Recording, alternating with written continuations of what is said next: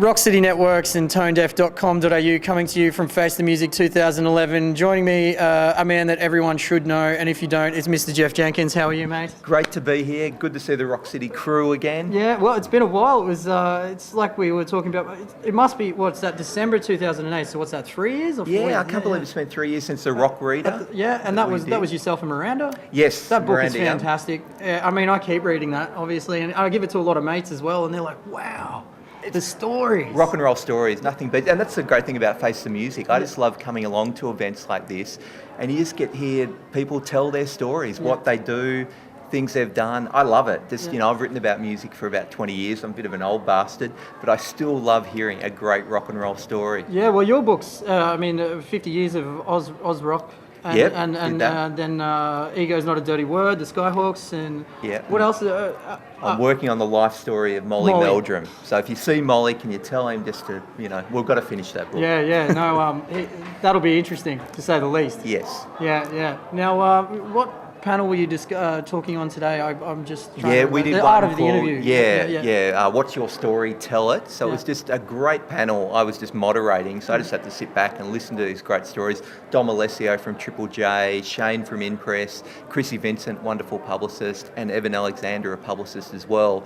They're just telling their stories because it's tough when you're a musician, I reckon, because you focus on making music. That's what you do. You grow up, you want to be a rock star, you practice guitar or singing or whatever it is. You focus on that music. But then once you get to a stage, it's like you have to deal with things like this. Mm-mm. And it can be tough for people to talk about, particularly something that is creative, and to then get to the stage of having to sell their music. Mm-hmm. And I think something like Face the Music's fantastic because people get to hear, hey, it's not a big mystery. You can learn from people.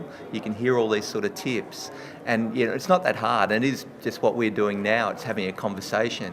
So it's learning how to do that. So it was a really interesting panel just to hear. And also the differences between doing, a radio interview or a TV interview like this or a print interview and, the subtle differences and all that sort of stuff. Mm-hmm. It was really fascinating. I learned a lot from it too. Yeah. Oh, well, that's why this interview's so good, isn't it? No.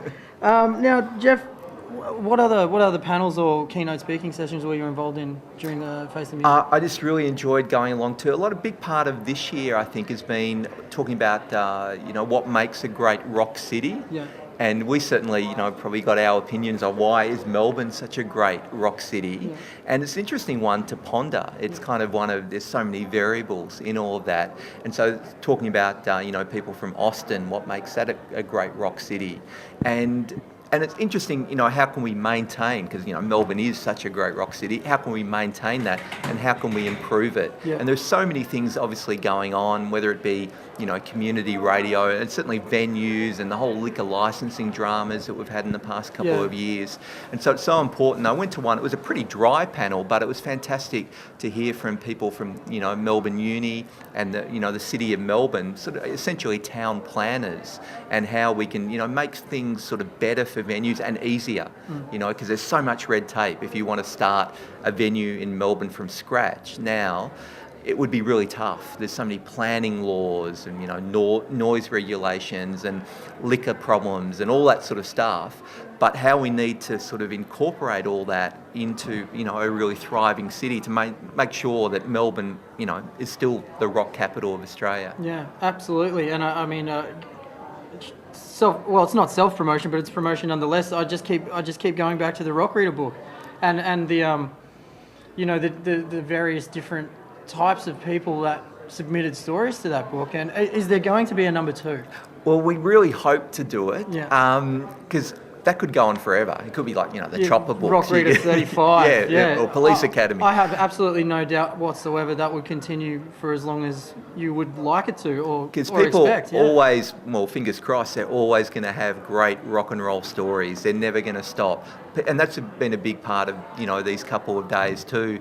Going to see Dan Rosen, the head of ARIA, and that was fascinating because obviously there's so many changes and that ARIA and record companies have to deal with. But the bottom line is, people love music. That's why people are here. They want to make it. They want to listen to it. Who knows how we're going to, consume that music, but we're always going to have music. And so there are always going to be great stories. Yeah. And now what's the rest of the year got in store for you, Jeff, and what are you looking to do in 2012? Where are you headed with your? I mean, you're freelance and you're just extremely creative at anything you put your hands on. So there must be a lot coming up. Well, fingers crossed we will get this Molly book finished. Yeah. At least some sort of book, maybe out for Christmas 2012, but don't hold me to that. Yeah. I just love writing about music, and there's always going to be a new Melbourne band that's going to excite me. I'm going to want to write about it. I'm going to want to go and see them play. And as trite as that is, that, you know, it does keep you young. Yeah. It keeps you really vibed. And even though I've been doing it for a long time now, I'm eternally grateful that I still get to write about music and I get paid to write about music, because there's nothing better. And it's so easy when you live in Melbourne to do that. Absolutely. I don't have to go out of my way to find things. They're there for me. You know, the problem is just sort of, you know, unfortunately having to cull things and going, I don't have the space to write about those 10 things. I only have to focus on these 2 or 3 things. Yeah. That's a good problem to have. Yeah. Now, talking to, just as a little bit of a side note, I was talking to Mr. Paul Cashmere at noise11.com before. Big fan of Paul's. And Paul's also a big fan of yours, but he also asked me to ask you, what do you think of LA, New York, Berlin, and possibly Sydney? And well, my world knowledge is a little limited. Yeah. I must concede to. Can you Paul elaborate on that? Cashmere. Because he didn't really give me too much else except ask. I just don't travel well. I have a bit of a travel disorder. Yeah. But I think the main part of that, and people sort of laugh at that because Paul is a great traveller, and so my knowledge of saying I can't really talk about Austin because I've never been there. I don't actually have a passport, as embarrassing as that is, but it's ridiculous, but why would I want to leave Melbourne? And whenever I do, say, go to Sydney or whatever, I get incredibly homesick and think, I wish I was at the Espy tonight, or I wish I, you know, all that sort of stuff. I miss the newspapers in Melbourne. I certainly miss the footy during footy season. There's nowhere I'd rather be than in Melbourne, and I'm not just saying that. That's how I've lived my life. I haven't really hardly left Melbourne in the past 25 years. Yeah.